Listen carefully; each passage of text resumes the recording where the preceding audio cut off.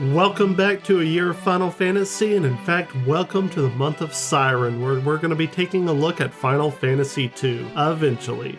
But first, throughout the month, we're going to be talking about some fan projects, specific creators, as well as mobile and handheld installments of the series. Before we get too far away from Final Fantasy I, I did want to take a look at some of the best fan creations in relation to that game. To say that there's a lot of fan work would be a vast understatement, to say the least. So I'm just going to focus on two of the big ones that I personally enjoy and that have impacted me quite a bit. First, I'd like to draw your attention to the Adventures of Duane and Brando.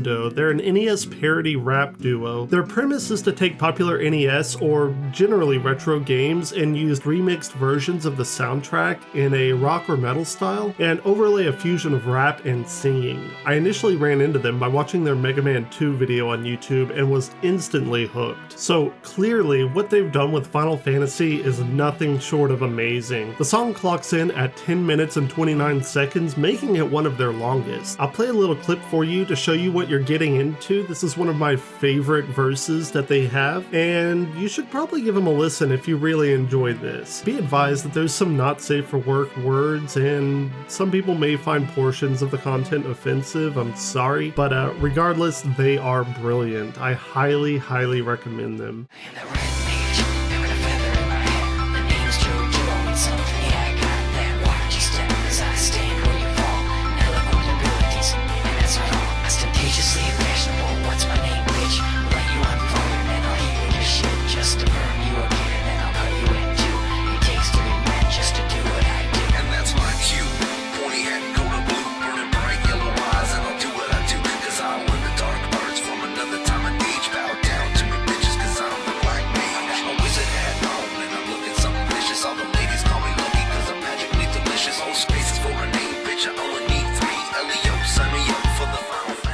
So if you enjoyed that, check out their LP of Devastation. That's what their album is called, which contains some of their finest works, including Final Fantasy, Mega Man 2, which I mentioned before, and many others like Legend of Zelda, Mario 2, Zelda 2, and Sonic. Those are some of my personal favorites. I'm not a huge rap fan, but this duo is something incredibly special. Check them out and you can thank me later. So next, I'd like to point your attention to one of the funniest comics I've ever read. In the video window, you can see some of my personal favorites from this particular series. If you're a fan of Final Fantasy I, you've probably at least heard of this. It's Nuclear Power's 8-Bit Theater. It was created by Brian Clevenger and it began on March 2nd, 2001 and ran until June 1st, 2010. All in all, there are 1,225 episodes each, which are about a page long, although some are slightly longer or shorter.